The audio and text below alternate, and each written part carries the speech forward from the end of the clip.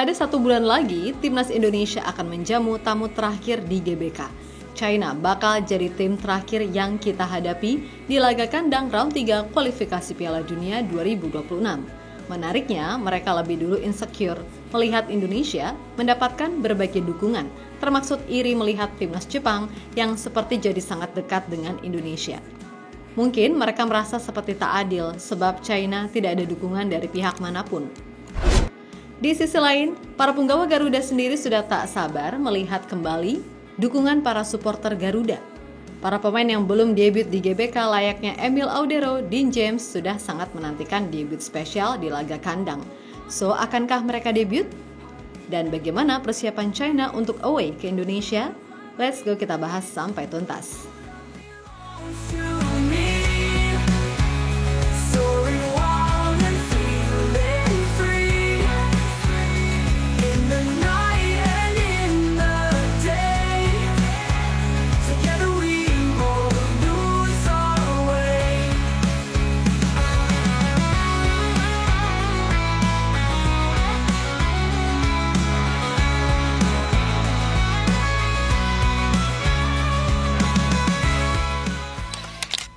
Udah nggak ada yang bisa mengelak, timnas Indonesia sekarang ini masih menjadi tim paling mengejutkan selama round 3.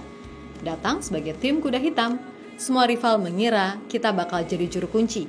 Tapi kini, tim-tim layaknya Saudi, Bahrain, Australia, hingga Jepang tak lagi mau menepis fakta bahwa skuad Garuda selalu merepotkan mereka.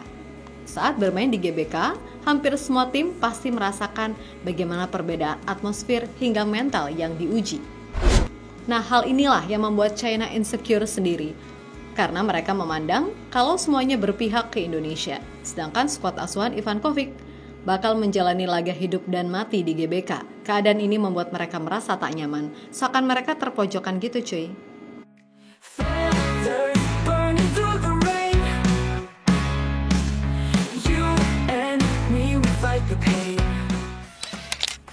Lebih lanjut, muncul sebuah kisah yang mulai mencuri perhatian, di mana kekhawatiran menembus tembok media negeri nilai bambu. Media China kini mulai resah bukan tanpa alasan, karena semakin hari Jepang terlihat tak lagi menyembunyikan niatnya untuk membantu Indonesia. Ya benar, tim Samurai Biru dikabarkan tidak akan menurunkan skuad terbaik mereka pada matchday bulan Juni mendatang. Sebuah keputusan yang mengejutkan tapi sangat realistis mengingat Jepang sudah memastikan diri lolos ke putaran berikutnya. Namun, di balik keputusan itu, tersembunyi strategi yang lebih dalam. Pelatih Hajime Moriyasu telah memberikan sinyal lewat bocoran pemain yang akan dipanggil. Terlihat jelas ambisinya bukan sekedar menang, tapi membangun kekuatan, memperkuat fondasi, meningkatkan intensitas persaingan di dalam skuadnya sendiri. Ia ingin Jepang bukan sekedar tim kuat, tapi tim yang tak tergoyahkan. Saya pikir akan baik untuk memanggil pemain yang memiliki taktik yang sama dan memperluas cakupan mereka untuk memperluas cakupan dan pada akhirnya menciptakan tim yang lebih tinggi dan lebih kuat. Ujar Moriyasu, sumber Bola Sport. Dan disinilah peluang itu muncul untuk Indonesia. Laga penutup fase grup akan mempertemukan Garuda dan Samurai Biru. Sebuah pertemuan yang di atas kertas tampak timpang. Tapi dalam sepak bola tidak ada yang benar-benar pasti. Dan jika Jepang benar-benar menurunkan tim lapis 2, maka Indonesia akan dihadapkan pada sesuatu yang lebih punya harapan sebelum benar-benar mengunci tiket round 4. Jika bisa mencuri poin dari Jepang yang sejatinya sudah tak berkepentingan, maka jalan menuju babak keempat terbuka lebar. Saat ini Jepang memuncaki klasemen grup C dengan 20 poin tanpa celah, tanpa lawan yang mampu menahan langkahnya. 2 laga tersisa melawan Australia dan Indonesia secara matematis tak lagi berarti bagi mereka. Tapi secara taktik, bisa jadi inilah panggung untuk bereksperimen atau justru untuk menguji kesiapan penuh mereka. Media China pun mulai memasang alarm waspada. Karena bila skenario itu terjadi, timnas Indonesia bisa menyalip mereka dan menggenggam tiket langka menuju fase berikutnya. Dan jika Jepang hanya berlatih pada 2 putaran terakhir, ini jelas akan menjadi berita yang sangat buruk bagi tim sepak bola putra China. Pasalnya Jepang akan bertanding melawan Indonesia di kandang sendiri pada laga pamungkas babak 18 besar. Dengan absennya seluruh pemain internasional Eropa, ada kemungkinan besar tim Jepang akan kehilangan poin dari Indonesia di laga pamungkas. Jika Indonesia bisa mendapatkan poin dari Jepang, situasi tim nasional sepak bola China akan menjadi lebih pasif. Tulis media China, Yi dalam artikelnya. Ya, bagi skuad Garuda, 5 hari setelah menjamu China, mereka akan terbang ke jantung sepak bola Jepang di Suita City Football Stadium, di mana laga pamungkas akan digelar, sebuah pertandingan yang bisa menentukan arah sejarah. Memang, bertarung di kandang Samurai Biru bukanlah perkara mudah. Atmosfer stadion, tekanan publik, kekuatan lawan, semuanya menekan dari segala arah. Tapi justru disitulah mental dan tekad Garuda akan diuji hingga ke akar, dan lagi-lagi sepak bola nggak ada yang mustahil, cuy.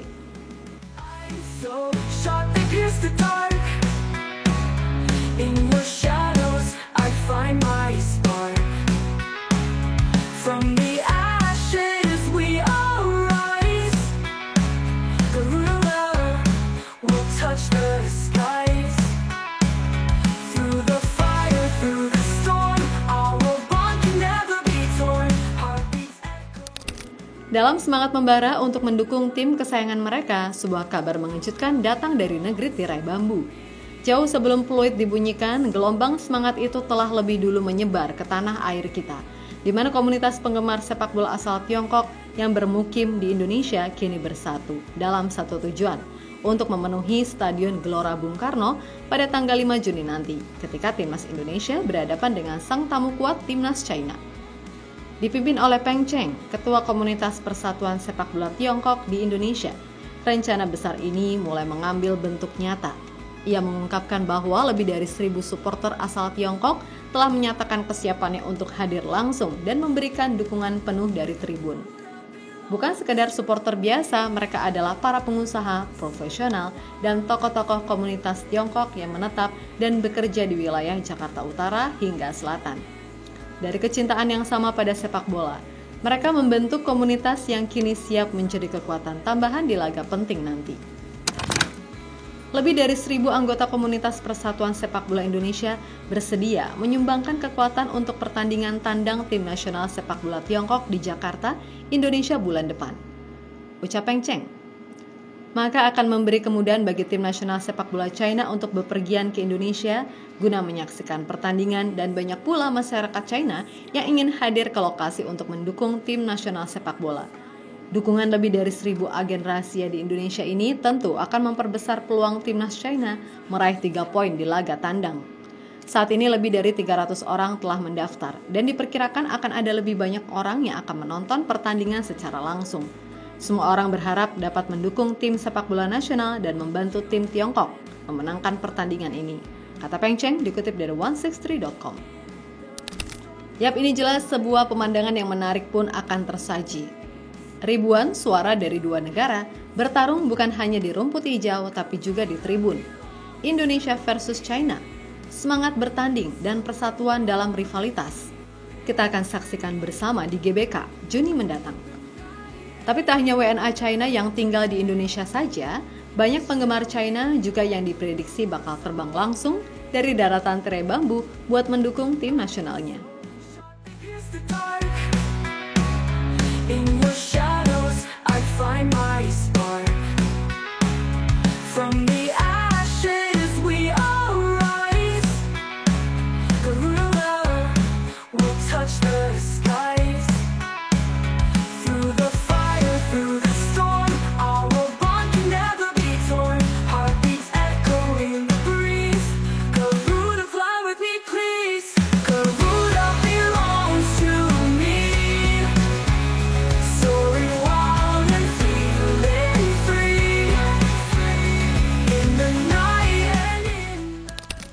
Meskipun sebagian besar sudah tahu atmosfer supporter Garuda saat bermain di GBK, nyatanya masih ada beberapa pemain yang belum merasakan bermain langsung.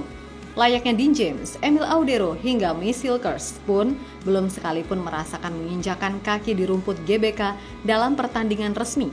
Maka dari itu, mereka sangat antusias menunggu matchday Juni, terutama lawan China, di mana inilah kesempatan terakhir untuk diberikan di laga kandang round 3. Sebab selebihnya, kita nggak bakal bermain di GBK lagi setelah lolos round 4, cuy. Bagi El Nyengir sendiri, sejauh ini telah mengkoleksi 3 caps bersama tim Garuda sepanjang karirnya. Namun uniknya dia belum pernah merasakan bermain di Stadion Utama Gelora Bung Karno. Maka jangan heran ketika Mace sudah sangat bersemangat menunggu laga debutnya di depan supporter sendiri. Di timur aku sebenarnya sangat terkenal, ya aku harus hati-hati di sana.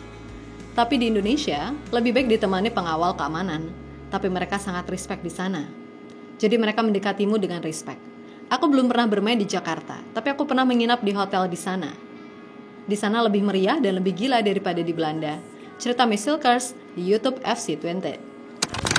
Bermain di hadapan puluhan ribu pasang mata di stadion megah yang dipenuhi lautan merah putih. Itulah momen yang sulit digambarkan dengan kata-kata.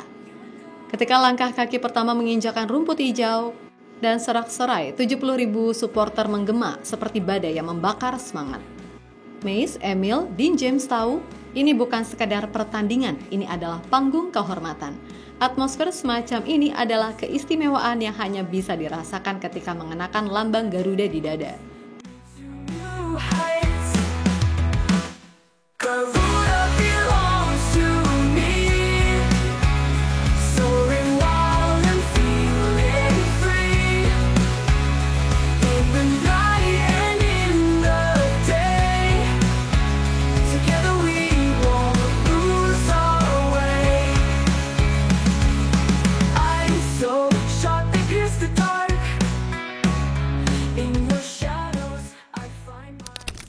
Menghadapi China memang bukan partai yang mudah. Kita telah diberikan pelajaran buat gak sombong duluan saat dulu skuad Garuda dibabat habis di kandang China. Kini kita mencoba merendah aja deh cuy. Tapi media China, Sohu, mulai memancing-mancing nih. Tapi kali ini mereka sedikit dengan fakta dengan menyebut bahwa tim nasional China tak pernah kalah dari Indonesia dalam 68 tahun terakhir. Lewat lamannya, Sohu membeberkan rekor pertemuan 8 pertandingan antara China dengan timnas Indonesia sejak 1963 hingga 2004, namun tanpa menyertakan sumber. Melihat sejarah pertemuan kedua tim dalam 68 tahun terakhir, China mencatat rekor luar biasa dengan 9 kemenangan dan 3 hasil imbang melawan timnas Indonesia tanpa pernah kalah sekalipun, tulis Sohu. Mau benar atau enggak, mungkin inilah waktunya Indonesia melawan. Dulu supporter Garuda sedikit diintimidasi saat away ke Qingdao. Sekarang saatnya membuat para pemain China kena mental di atas lapangan, layaknya pemain Bahrain kemarin, ya kan?